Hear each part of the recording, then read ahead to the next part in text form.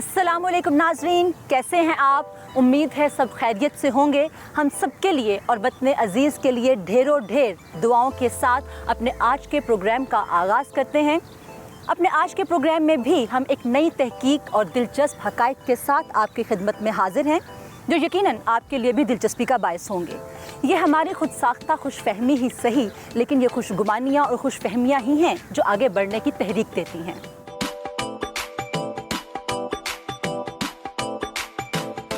अपने प्रोग्राम जी का जहां को भी हम आगे बढ़ाते हैं और बात करते हैं मौसम की। मौसमों की बात करें तो मौसम बहार तमाम मौसमों में सबसे खूबसूरत मौसम है।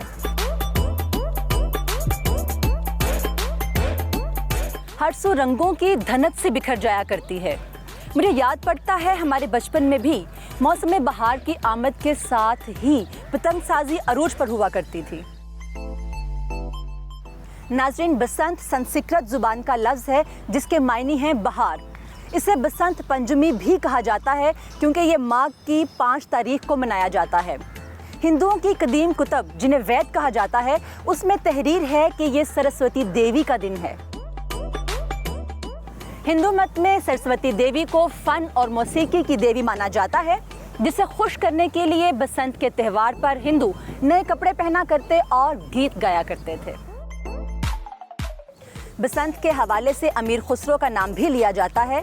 कहा जाता है कि बहार के पहले हफ्ते में वो पीला चौगा पहनते और गीत गाया करते थे। वो ऐसा क्यों करते थे, इसके हवाले से कोई ठोस दलील सामने नहीं आ सकी, लेकिन मुहक्किकीन का मानना है कि ये उनकी एक मजज़ूबाना अदा थी जो अपने पीरो मुर्शद हज़रत निज़ामुद्दीन औलिया को खुश करने के लिए किया करते थे। बसंत और बहार के हवाले से बहुत सा कलाम भी उनके यहाँ मिलता है।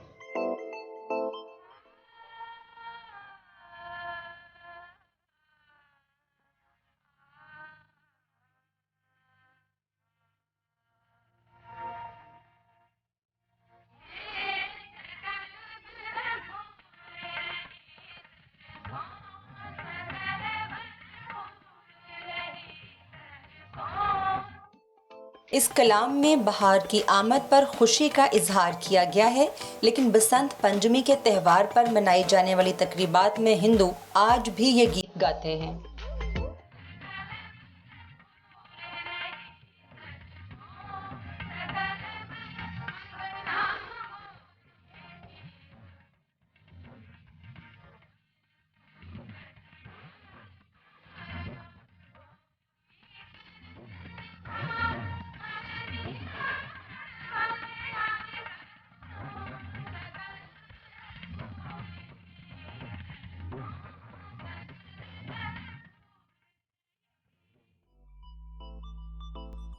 अब सवाल ये है कि बसंत के त्यौहार पर पतंगबाजी कैसे शुरू हुई।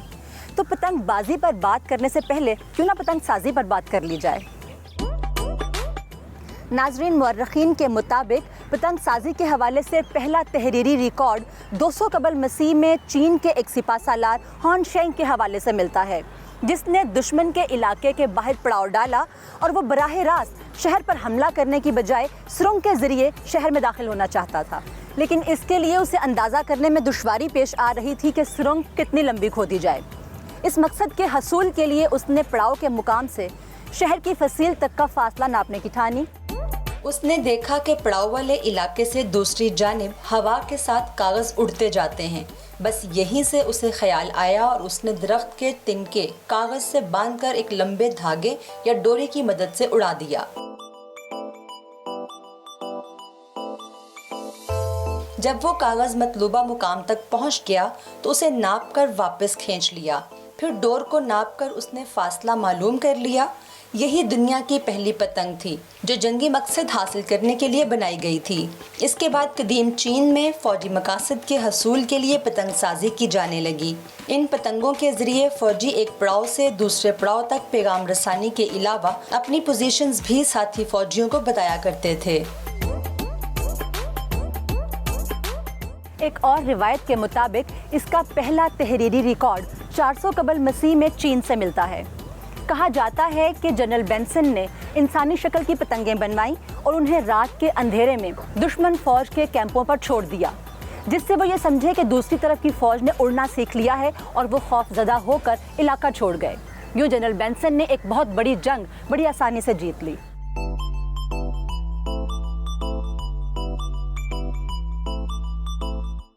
चीन के बाद ये फन कोरिया पहुंचा। यहाँ भी एक निहायत दिलचस्प वाकया मज़कूर है।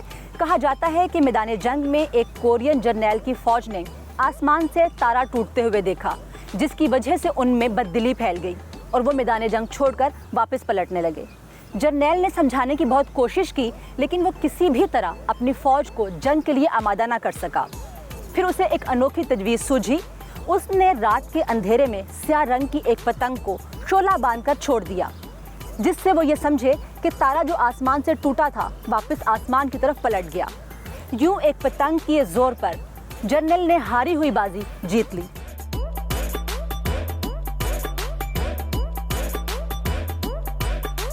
चीन और कोरिया से होता हुआ ये फन जापान पहुंचा तो अवाम में बेइंतहा मकबूल हुआ। इसकी बढ़ती हुई मकबूलियत के पेश नज़र जापानी हुकाम को सख्त कवानीन नाफिज करना पड़े, जिसके तहत ये खेल सिर्फ शाही ख़ानदान के अफराद, आला फौजी और सिविल अफसरान के अलावा चंद मुअज़्ज़ज़ीन शहर ही खेल सकते थे।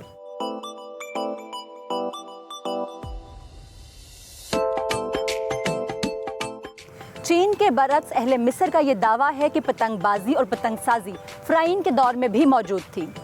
इस सिलसिले में वो एहरामों से बरामद होने वाले मुजस्समे और तस्वीर बतौर सबूत पेश करते हैं। इन तस्वीर में फ़िरौन मिस्र को पतंगे उड़ाते दिखाया गया है। मिस्री मुहक्किकीन का कहना है कि जहाज़रानों या ताजरों के ज़रिए ये फ़न चीन पहुंचा और चीनी बादशाहों ने इसे शर्फ़ कबूलियत बख्शा और यूं पतंगसाजी को चीन में फ़रोग़ हासिल हुआ। मिस्र में पतंगबाजी सिर्फ शाही खानदान तक महदूद थी, लिहाजा इसे शाही खेल ही समझा जाता था और आम आदमी को ये खेल खेलने की इजाज़त नहीं थी। लिहाजा मिस्र में ये खेल खुलकर सामने न आ सका, जबकि चीन के बादशाहों ने इसे आम कर दिया। अगर हम अहले मिस्र के दलाइल तस्लीम कर लें तो पतंगबाजी की तारीख 5000 साल पुरानी है। बहरहाल ये बात यकीनी है कि पतंगबाजी चीन से होकर ही बरसगीर और फिर यूरोप पहुँची। बरसगीर पाको हिंद में पतंगबाजी कब और कैसे शुरू हुई, इसके हवाले से कोई ठोस सबूत अभी तक नहीं मौसूल हो सके, लेकिन कहा जाता है कि चीन के बाद ये फ़न बुद्ध भिक्षुओं के हाथ लगा। पतंगबाजी की मदद से ये बुद्ध भिक्षु बदरूहों को भगाने का काम किया करते थे। जब ये लोग बरसगीर पाको हिंद में दाखिल हुए तो यहाँ के लोगों ने इस खेल में भरपूर दिलचस्पी जाहिर की और ये खेल बहुत तेज़ी से अवामुन्नास में मकबूल होने लगा। यहाँ तक कि राजों और महाराजों ने भी इसमें दिलचस्पी जाहिर की और इसकी भरपूर पजीराई की। इब्तिदा में पतंगे हर मौसम में उड़ाई जाती थीं, लेकिन फिर तजुर्बे से पता चला कि ये भी एक मौसमी खेल है। ये खेल मौसम सरमा में हवा की कमी, बरसात में हवा में मौजूद नमी और मौसम गर्मा में तेज़ धूप, आंधी और तूफ़ान के बायस नहीं खेला जा सकता। इसके लिए मुनासिब तरीन मौसम बहार है। इस मौसम में क्योंकि हवा में ना तो हद से ज़्यादा नमी होती है और ना ही तेज़ी, और ये खेल खेलने वाले भी मौसम की शिद्दत से बड़ी हद तक महफूज रहते हैं। चुनाचे पतंगबाजी भी मौसम बहार में शुरू हो गई। इस तरह बहार के मौसम में दो त्यौहार मनाए जाने लगे, एक बसंत और दूसरा पतंगबाजी। एक तवील मुद्दत तक ये खेल और त्यौहार अलग अलग रहे। फिर औरंगज़ेब आलमगीर के ज़माने में एक ऐसा वाक़या रूनुमा हुआ जिसने बसंत के मजहबी त्यौहार की सूरत ही बदल दी। हकीकत राय नामी हिंदू लड़के ने नबी पाक सल्लल्लाहु अलैहि वसल्लम की शान में गुस्ताखी की, जिस पर मुसलमान उसे पकड़कर काजी की अदालत में ले गए। जुर्म साबित होने पर हकीकत राय को फांसी की सज़ा सुना दी गई। जिस रोज़ हकीकत राय को फांसी दी गई उस रोज़ हिंदुओं ने पीले कपड़े पहने और हकीकत राय की लाश को उठाए गाते बजाते शमशान घाट तक चले गए। मुसलमानों ने इसे भी तौहीन आमेज़ करार दिया। मामला बढ़ता देखकर हिंदुओं ने ये कहकर जान छुड़वाई कि रक्सो सरूद और पीले कपड़े उन्होंने बसंत के त्यौहार की निस्बत से पहन रखे हैं, जो कि सरस्वती देवी का दिन है।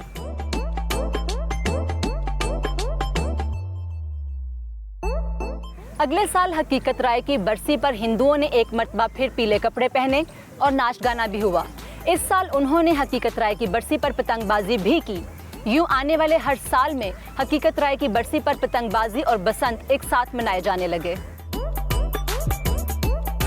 बसंत के त्यौहार के हवाले से शाह हुसैन का नाम भी लिया जाता है। कहा जाता है कि शाह हुसैन एक हिंदू लड़के माधुलाल को बहुत अजीज रखते थे। माधुलाल को पतंगें उड़ाने का शौक था, लिहाजा शाह हुसैन उनके इस शौक को पूरा करने का एहतमाम किया करते थे। शाह हुसैन के इंतकाल के बाद ज़ायरीन ने उनके मज़ार पर 2 त्यौहार मनाना शुरू कर दिए। एक को मेला चिरागा का नाम दिया गया और दूसरे को बसंत कहा गया। मेला चिरागा में मज़ार और उसके गिरदोनवाह में चिराग जलाए जाते और बसंत के दिन ढोल बजाए जाते और पतंगें उड़ाई जाती थीं। लेकिन ये त्यौहार माधुलाल हुसैन के मज़ार और मेले तक ही महदूद था।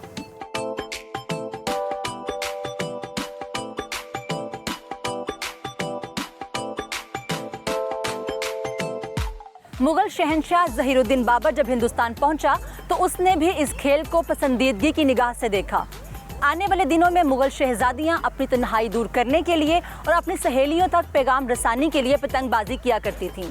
इसके बावजूद बरसगीर में पतंगबाजी को सरकारी सरपरस्ती हासिल न हो सकी। ये महज मजहबी रसूमात तक ही महदूद रही। कहा जाता है कि बसंत के मौके पर पतंगबाजी का बाकायदा आगाज़ उस वक्त हुआ जब मुगल बादशाह बहादुर शाह जफ़र की सालगिरह के मौके पर बहार के मौसम में लोगों ने पतंगें उड़ाकर आसमान रंगीन कर दिया। उसके बाद से ये त्यौहार पाको हिंद में मनाया जाने लगा।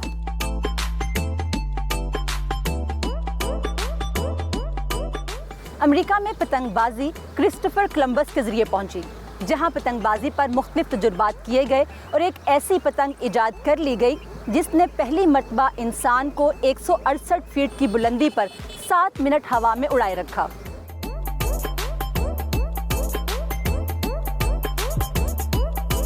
बाद में 1899 में विल्बर राइट और आर्वल राइट, जिन्हें राइट ब्रादरान के नाम से भी जाना जाता है, इन दोनों ने साबका तजुर्बात को आगे बढ़ाते हुए स्टीयरिंग से कंट्रोल किया जाने वाला जहाज बनाया। इस जहाज ने 1903 में कामयाब परवाज की।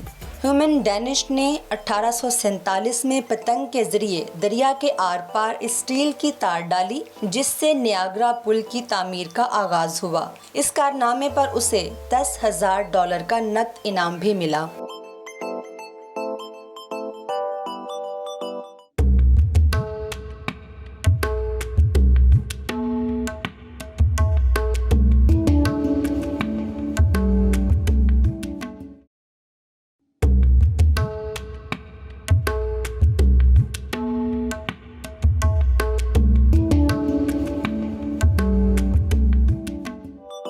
नाज़रीन, पतंगबाजी के ज़रिए नए नए काम बहुत से अदवार में लिए जाते रहे हैं।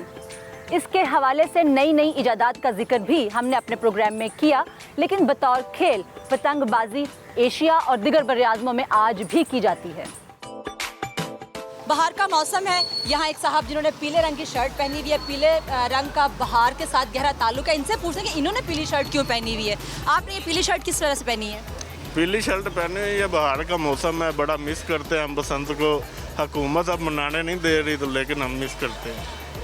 तो पीला रंग आपने इसलिए पहना कि आप बसंत को मिस कर रहे हैं। चले आगे पूछते हैं किसी से कि बसंत होनी चाहिए या नहीं होनी चाहिए। शहर में जब बसंत हुआ करती थी तो किस नौयत की थी? यहाँ पे कैसा रंग जो है वो नजर आया करता था? रौनकें होती थी, इधर सब बाहर के लोग आते थे, एंजॉय करते थे, अच्छा माहौल था, छतों पे रौनकें होती थी। लाहौर शहर के लोग भी खुश होते थे, जो बाहर के लोग आते थे वो भी खुश होकर जाते थे। लेकिन अब ये काम ऐसा हो गया हुआ है कि ये जानलेवा काम बन गया हुआ है। इमरान खान साहब, हमारी रड़ी निकल गई, खुदा इसकी रड़ी निकाले। हमारा प्रोग्राम मालूमाती है, लोग हमें सियासी करना चाह रहे हैं, हम सियासी नहीं होने जा रहे हैं। आप ये बताएं, आपने कभी पतंग उड़ाई है? नहीं। आपको पता है पतंगबाजी होती कैसे है? पेशाब आते हैं ना पतंग, वो उड़ाते हैं बच्चे सारे। आपने कभी नहीं उड़ाई? क्यों? पकड़ के ले जाते हैं पुलिस वाले। अच्छा, यानी पुलिस का खौफ है आवाम में। किसी और से बात करते हैं। बसंत जो है यहाँ पे सदियों से जारी एक फेस्टिवल है जो मनाया जा रहा था, तो क्यों नहीं होना चाहिए? गरीब बंदा मर जाएगा, अमीर बंदा तो गुड्डी उठाएगा, गरीब बंदा गले में पड़ मर जाता। पहले भी लोग पतंगे उड़ाते थे, ये हादसात अब क्यों होना शुरू हुए? पहले इतनी खतरनाक डोरे नहीं थी, अब धागे डोरे बहुत खतरनाक हैं जिनसे गले कट जाते हैं।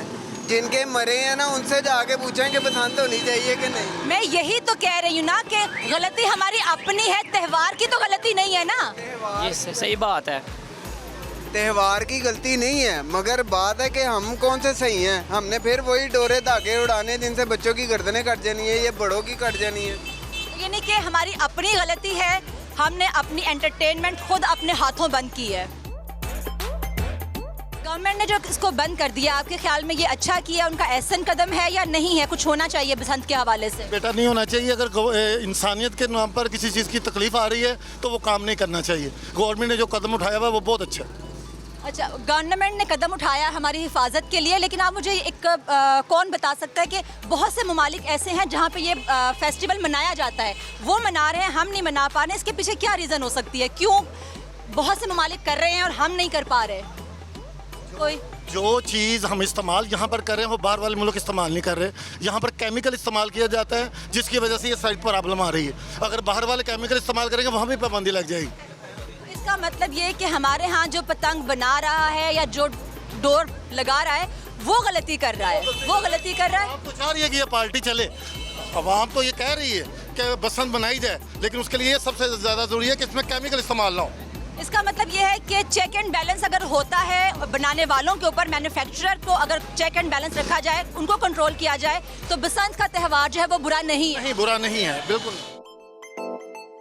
आप काफ़ी देर से यहाँ पे रिहाइश पजीर हैं, मुझे सिर्फ आप इतना बताएं कि पहले और आज में त्योहारों के हवाले से आपको क्या फ़र्क नज़र आता है? बहुत फ़र्क नज़र आता है जी, अब है ही नहीं, अब बिल्कुल ख़त्म हो गया सब कुछ। ये होना चाहिए दोबारा। क्या होना चाहिए?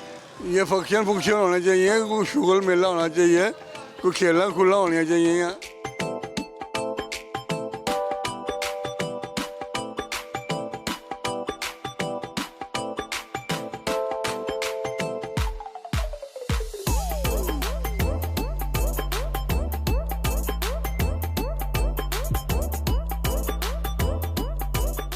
नाज़रीन, यहाँ पे मौसीकी के कुछ आलात मुझे दिखाई दे रहे हैं और अंदर बजाया भी जा रहा है तबला।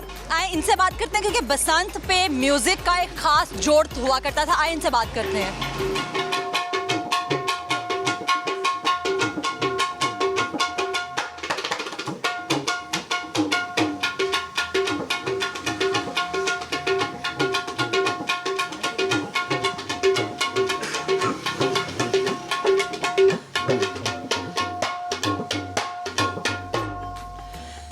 ये आप तबला बजा रहे थे अभी, तो बसंत के साथ म्यूज़िक जो है वो बड़ी एक उसका गहरा ताल्लुक़ था। तो अब जो है ये सब कुछ नहीं है, तो आप इसके बारे में कुछ कहना चाहते हैं? नहीं, बसंत तो होनी चाहिए, प्रोग्राम भी होने चाहिए, लेकिन ये डोर वगैरह ये जो है इसकी ज़रा एहतियात करनी चाहिए। यानी कि आपको लगता है कि बसंत के ना होने की वजह से आपके काम पे कुछ इफ़ेक्ट हुआ है? हाँ जी, हमारे काम पे तो असर काफ़ी पड़ गए हैं, लेकिन ये नहीं पड़ना चाहिए। हुकूमत की मर्जी है, हम कह रहे हैं जो हुकूमत कह रही है वो ही ठीक है। तो आजकल आप मैं यहाँ पे देख रही हूँ कि कुछ आलात जो है वो बनाए भी जा रहे हैं, तो अभी भी ये ढोल है या बाकी चीज़ें हैं, लोग ख़रीदते हैं इसको, किस मकसद के लिए ख़रीदते हैं?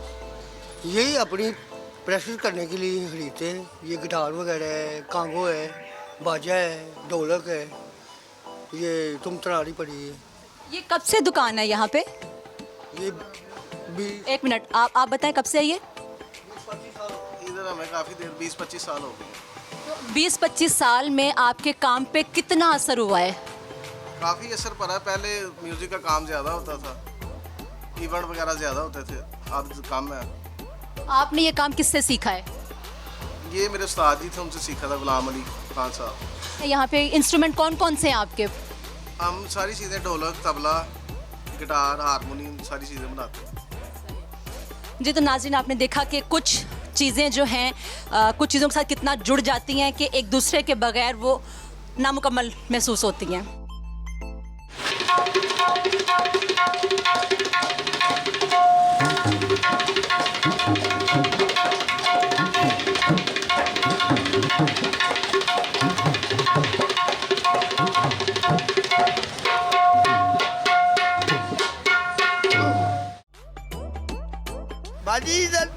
लोग पहले तैयारियां करनी शुरू कर देते थे।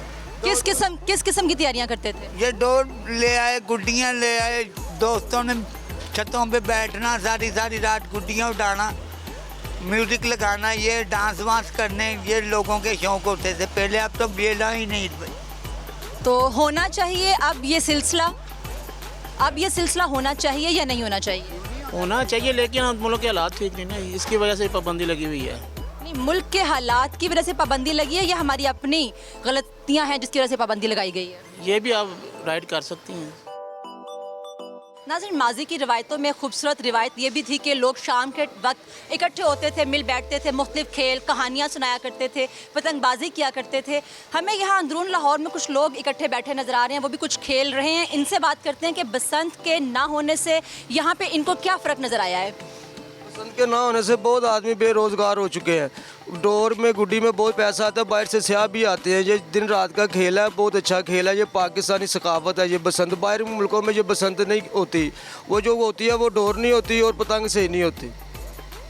आपके ख्याल में ये शहर में जो बसंत है ना, ये गले वगैरह नहीं काटती, बस छतों से बच्चे गिरते हैं। बाहर में जो गुड्डीबाजी होती है ना, पतंगबाजी होती है, वहाँ पे गले कटते हैं। यहाँ पे मकान है, 12 दरवाजे हैं, मकान पे मकान है, यहाँ पे गले नहीं कटते थे। लेकिन जो मेन शहर है लाहौर में पिछले साल जो कुछ साल से पाबंदी लगाई जा रही है, वो इसी वजह से लगाई गई है कि बहुत लोगों के गर्दनें जो हैं वो काटी गई हैं इस मतलब डोर के साथ। बाइक पे लोग जा रहे हैं और बच्चों की गर्दनें काट गई हैं इसके साथ। तो आप कैसे कहते हैं कि यहाँ पे नहीं होता है, बाहर होता है ये सब कुछ? बाहर में रोड बड़े बड़े हैं ना, सोसाइटी है, वहाँ पे सोसाइटी के बाहर बड़ा रोड है, 160 फुट रोड है, वो पतंग कटती है, वो कोई पकड़ता है वो गला कट जाता है। यहाँ पे बाहर बड़ा रोड नहीं है, 12 दरवाजों के अंदर ही होती है, तकरीबन 6 से डोर पकड़ी जाती है, 6 से पतंग पकड़ी जाती है, सड़क पर जाती ही नहीं। यानी आपका कहने का मतलब ये है कि लाहौर के जो दरवाजे हैं उनके अंदर पतंगबाजी की इजाज़त देनी चाहिए, बाहर बेशक नहीं हो? बाहर नहीं होनी चाहिए, अंदरून शहर के अंदर ही होनी चाहिए, 12 दरवाजों के अंदर ही होनी चाहिए बसंत, फिर नुकसान नहीं होगा। यानी कि ये जो डोर है इसका कोई कसूर नहीं है कि हमने उसको केमिकल वाला बना दिया, वो बननी चाहिए, केमिकल वाली बननी चाहिए? नहीं, केमिकल वाली नहीं बननी चाहिए। जब शीशा है, माजा है, उसमें बननी चाहिए, केमिकल नहीं बनना चाहिए। वो खींचते हैं, वो लंबी हो जाती है, वो उसकी वजह से गर्दन कटती है। आप यहाँ पे इकट्ठे होकर क्या कर रहे हैं? ये ताश है, सीप है, पाकिस्तान में होती है सीप, और किसी मुल्क में नहीं होती। जैसे खेल है वो कोई भी निकाल देते हैं खेल, लेकिन ये पाकिस्तानी, जिसको भी ऊपर आना चाहिए। चलें, ये अंदरून शहर की रौनकें हैं, ये आपको अभी भी यहाँ पर जगह जगह देखने को मिलती हैं। जब बसंत हुआ करती थी यहाँ पे तो किस किस्म का समा हुआ करता था?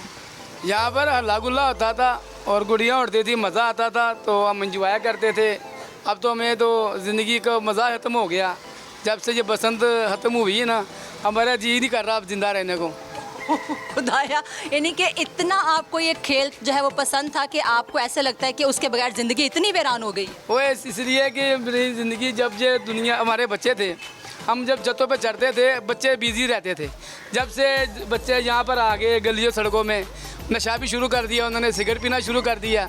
पहले एक ही शौक़ था जो गुड्डी उड़ाते थे, अब वो नशा करने लग गए, वगैरह सिगरेट वगैरह पीने लग गए, बच्चे ख़राब हो रहे। यानी कि आपके ख्याल में पतंगबाजी एक मुफीद खेल था जो होना चाहिए? हाँ जी, वो लाजमी। नाज़रीन, हमारे इस प्रोग्राम का मकसद पतंगसाजी या पतंगबाजी का फ़रोग़ हरगिज़ नहीं है। हम अपने इस प्रोग्राम के ज़रिए पतंगसाजी की तारीख़ और पतंगबाजी के हवाले से कुछ दिलचस्प हक़ाइक़ आपके सामने लेकर आए, जो यकीनन आपके लिए भी दिलचस्प रहे होंगे। ज़िंदगी बहुत कीमती है, इससे प्यार कीजिए, अपना बहुत सा ख्याल रखिए और जाने से पहले वही एक पैगाम कि अगर आपके इर्द गिर्द कोई ऐसी तारीख़ी इमारत मौजूद है जिसके बारे में हम दुनिया को हक़ाइक़ बता सकें, तो उस जगह की तस्वीर अपने नाम, पते, शहर के नाम के साथ हमें व्हाट्सएप कीजिए। हम अपनी टीम के साथ उसे एक्सप्लोर करने ज़रूर आएंगे। अपना बहुत सा ख्याल रखिए। अपनी मेज़बान नसरीन बट को जी का जहां की टीम के साथ इजाज़त दीजिए। अल्लाह हाफ़िज़।